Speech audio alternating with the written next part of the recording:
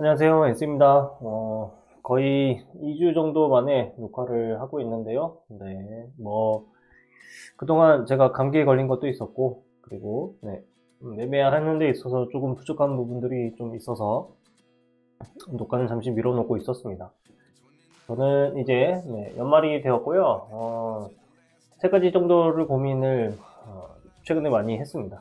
태풍급 테마에 대해서 적극 참여하는 거에 대해서 고민을 하고 있고, 태풍급 테마가 내년에도 나오겠죠. 그럴 때 어떻게 매매를 할 것인가 이런 생각을 많이 했고요. 최근에 매매는 이재명 테마에서 우원식 테마로 넘어가는 그런 과정들을 잘 접근했었어야 됐다 이렇게 판단하고요. 상한가 종목들 같은 경우에 이슈가 어떤 이슈를 가지고 있는지, 그리고 거래 대금은 어떠한지, 그리고 차트의 위치 이런 것들을 살펴봤을 때 이 종목을 매매하는 게 옳았느냐 이런 것들을 잘 판단하는 연습을 내년 대비해서 지금 조금 더 많이 해야겠다 이런 생각을 했습니다. 주말 동안에 연습을 좀 더 많이 하는 것도 있고, 이제 제가 연습하는 거는 이제 시뮬레이션으로 연습을 주로 하는 거고요. 그것들을 통해서 다음번에 비슷한 기회 봤을 때는 어떻게 매매를 해야겠다. 직장을 다니기는 하지만 종목들을 어떻게 구분해야겠다. 이런 판단을 더 많이 해보려고 하고 있습니다. 지난번 영상에 보게 되면 16일날 제가 영상을 올렸는데 16일에 있었던 종목들을 먼저 한번 살펴보고 그 이후에 어떤 종목을 매수하는 게 맞았느냐 이런 것들을 같이 얘기를 나눠보면 좋을 것 같다는 생각을 했습니다. 우선 우원식 테마 쪽이 강하게 올라섰던 날이었고요.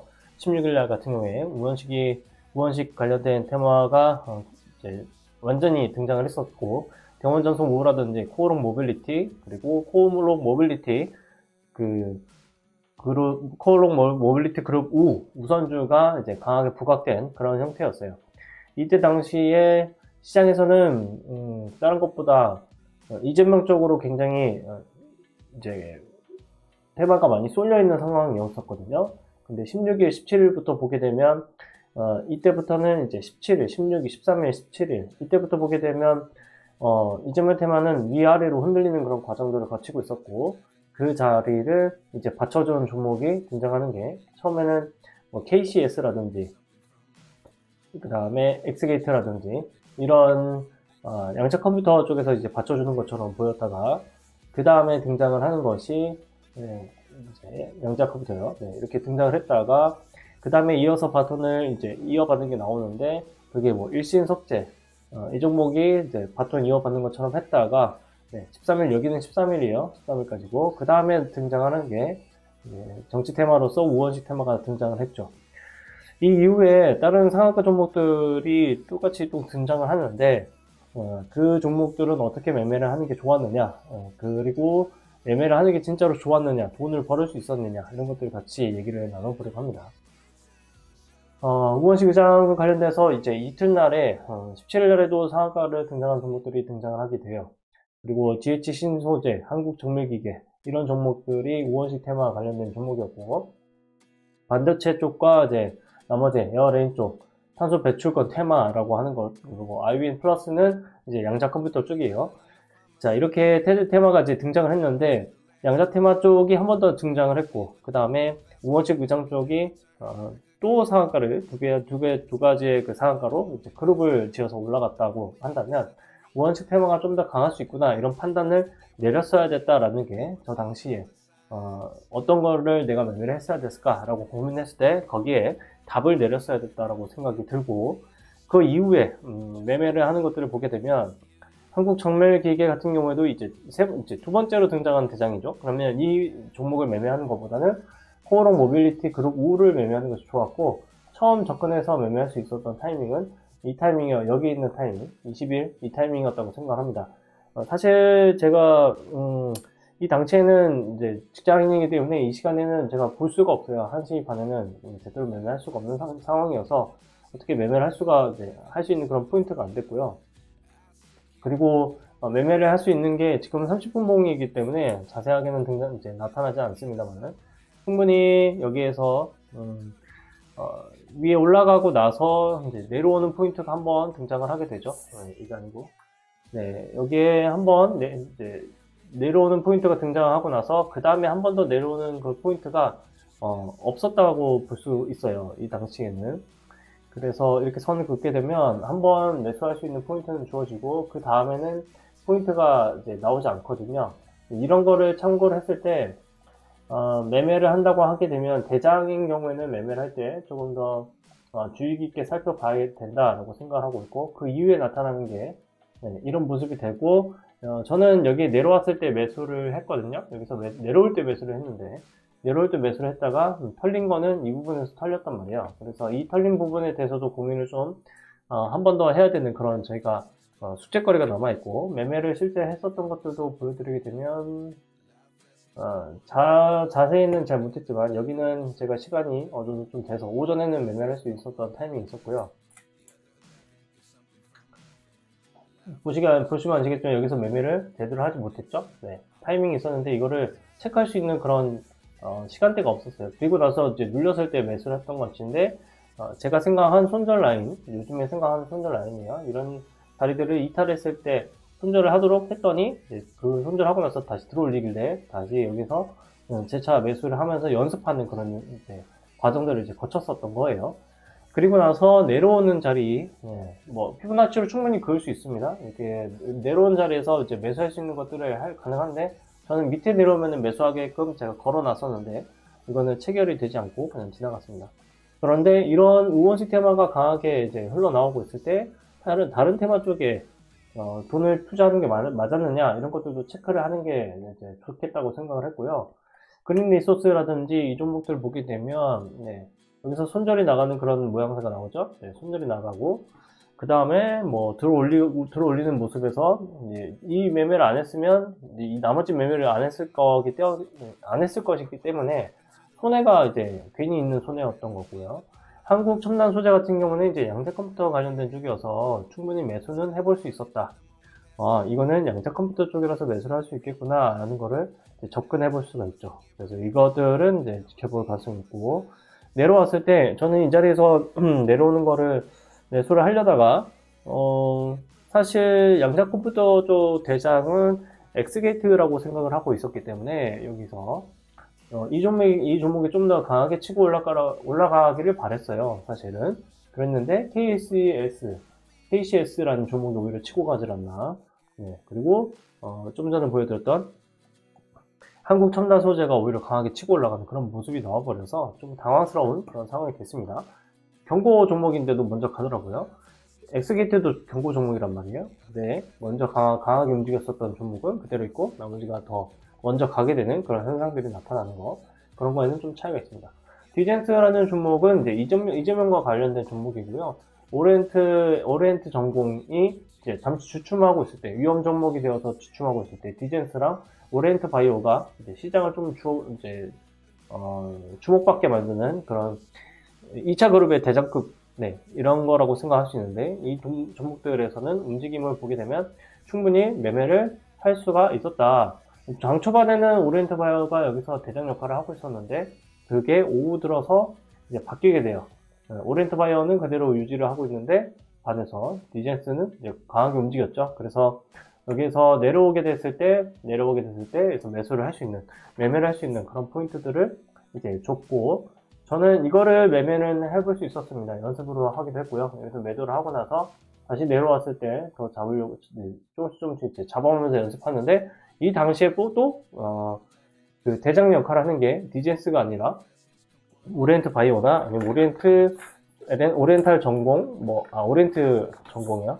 오리엔트 전공, 이런 쪽으로 오히려 돈이 많이 몰리는 그런 현상들이 나오고, 더군다나 엊그제는 형제 엘린트 이쪽이 상한가가 또 나오기도 하고, 이렇게 먼저 움직이는 종목들이 나타나더라고요. 근데 또 형제 엘리트는 또 재밌는 게 뭐냐면, 먼저 움직이는 것처럼 보이긴 하다가 또 다시 이 종목에서는 지금 증거금 100%가 되어 있는데 이날만 하더라도, 여기 있는 이날만 하더라도 증거금 100%가 아니었거든요. 갑자기 증거금 100%가 바뀌면서 다시 오리엔트 전공 쪽으로 돈이 몰리는 그런 왔다 갔다 하는 그런 현상들이 좀 나타나고 있다는 게 좀 특징이었습니다. 그리고 상한가를 갔었던 SBS 종목도 보게 되면 매매를 하는 게 좋았느냐 이런 것들을 판단을 해봤을 때 굳이 매매를 하지 않았던 게 좋았겠다라는 생각을 하기도 하고요. 이제 여기에 건드리지 말아야 될 선을 건드리면서 올라오고 있는데, 이 투상한가를 갔을 때 저는 이제 적극적으로 이제 매매를 해보고 있기는 하는데요. 테마의 성격이나 아니면은 이 현상을 갔을 때 그런 모습이라든지 거래대금이라든지 그 시장의 상황이라든지 이런 걸 따져봤을 때 여기서 굳이 매매를 하지 않는 거. 저는 이제 이 왼쪽에 있는 이 선을 기준으로 해서 이제 매매를 했었던 것인데, 이 밑에를 이제 이탈하게 되면 어느 정도 손절을 하는 그런 방식이었단 말이에요. 그랬는데 이거를 굳이 하지 않았다면 손해가 나지 않았을 거라고 생각이 들고, 이 매매를 어떻게 할 것인가에 대한 지금 이제 고민거리가 하나 남아있는 정도라고 보시면 되겠네요. 농원금속이라는 종목을 매매를 했어야 되느냐라고 했을 때는 사실 뉴스가 없는 종목이었어요. 뉴스가 따로 K움증권에서도 정리가 되지 않는 종목이었는데, 여기에서 이 양봉의 저점을 기준으로 매매는 해볼 수는 있었다. 그렇지만 사실 내려오게 됐을 때 여기서 손절이 발생을 하죠. 그러면 앞전에 있는 이 양봉의 종가라든지 이런 부분에서 매수를 해서 한다고 한들 큰 돈이 들어가지 못했을 뿐더러 여기서 매수했다면 손해만 발생하는, 그 이후에는 매매 타이밍 안 나오고요. 저한테는 매수 타이밍이 없어요. 그래서 매수할 필요가 없었고, 알맥이라는 종목도 굳이 매수를 하지 않아도 됐다라는 생각이 들고요.